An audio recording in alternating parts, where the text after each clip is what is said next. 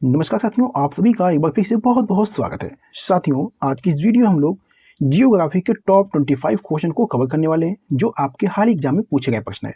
और दोस्तों, ये प्रश्न आपके सभी प्रतियोगी परीक्षाओं के लिए महत्वपूर्ण रहने वाला है, तो वो वीडियो को ध्यान से देखिएगा। चलिए, पहला प्रश्न है, भारत की निम्न नदियों में से कौन सी डेल्टा नहीं बनाती। तो साथियों, इनमें से आपको बताना है कि कौन सी नदी जो है डेल्टा नहीं बनाती। तो साथियों, जो ताप्ती नदी है, ये नदी जो है डेल्टा नहीं बनाती। ठीक है, चलिए साथियों, नेक्स्ट क्वेश्चन है, निम्नलिखित में से किस नदी का स्रोत जो है भारत से बाहर है। तो साथियों, ये ब्रह्मपुत्र नदी का है। ठीक है, चलिए साथियों, नेक्स्ट क्वेश्चन है, सूरत किस नदी के किनारे स्थित है। तो मेरे प्यारे साथियों, सूरत जो है ये ताप्ती नदी के किनारे स्थित है। ठीक है, चलिए साथियों, अगला प्रश्न है और इस प्रश्न का सही आंसर देने का प्रयास करिएगा। निम्नलिखित में से कौन सी भारतीय नदियां पश्चिम की ओर बहती हैं। बताइएगा, कौन सी दोस्तों नदियां हैं जो पश्चिम की ओर बहती हैं। तो साथियों, ये नर्मदा और तापी नदी। ठीक है, चलिए नेक्स्ट क्वेश्चन देखिएगा, गुवाहाटी किस नदी के किनारे स्थित है।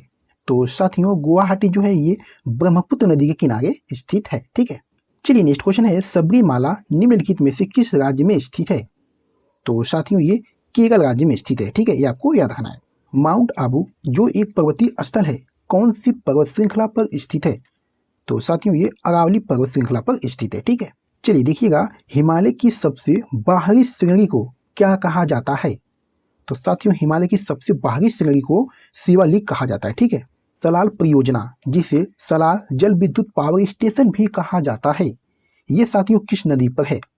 तो साथियों, ये चिनाब नदी पर स्थित है। ठीक है, नेक्स्ट क्वेश्चन देखिएगा, दिल्ली रिज निम्नलिखित में से किस नदी के बीच जल विभाजक है। तो साथियों, ये गंगा और सिंधु के बीच। ठीक है, अंडमान निकोबार द्वीप में गद्दीदार चोटी कहाँ स्थित है। तो साथियों, ये उत्तरी अंडमान में स्थित है। ठीक है, भारत का क्षेत्रफल पाकिस्तान से लगभग कितना गुना बड़ा है।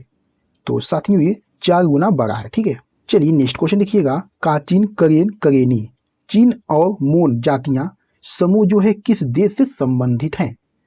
तो साथियों, ये म्यांमार देश से संबंधित है। ठीक है, ये आपको याद रखना है। चलिए अगला प्रश्न देखिएगा, भारत में सबसे ऊंची चोटी कौन सी है। तो साथियों, भारत की सबसे ऊंची चोटी जो है ये K2 है। ठीक है, चलिए नेक्स्ट क्वेश्चन देखिएगा, चिल्का झील किस नदी डेल्टा के दक्षिण में स्थित है। तो मैं कहूँगा साथियों, चिल्का झील जो है ये महानदी डेल्टा के दक्षिण में स्थित है। ठीक है, चलिए सूर्य का सबसे निकटतम ग्रह कौन सा है। तो साथियों, ये बुध ग्रह है। ठीक है, भारत के पश्चिमी तटीय मैदानों के मध्य विस्तार को किस नाम से जाना जाता है। तो साथियों, इसे कन्नड़ मैदान के नाम से जाना जाता है। ठीक है, कौन से पर्वत हिमालयी श्रृंखला का अंग नहीं है। तो साथियों, ये अरावली है। ठीक है, चलिए अगला प्रश्न देखिएगा, निम्नलिखित में से किस प्रकार की फसलें जो है मानसून ऋतु की शुरुआत में बोई जाती हैं।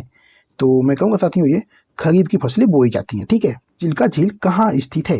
तो साथियों, चिल्का झील जो है ये उड़ीसा राज्य में स्थित है। ठीक है, चलिए साथियों, नेक्स्ट क्वेश्चन देखिएगा, मंगल ग्रह की सतह का रंग लाल है क्योंकि दोस्तों इसमें बड़ी मात्रा में रासायनिक यौगिक मौजूद हैं। उस यौगिक का नाम क्या है। बहुत ही अच्छा प्रश्न है साथियों।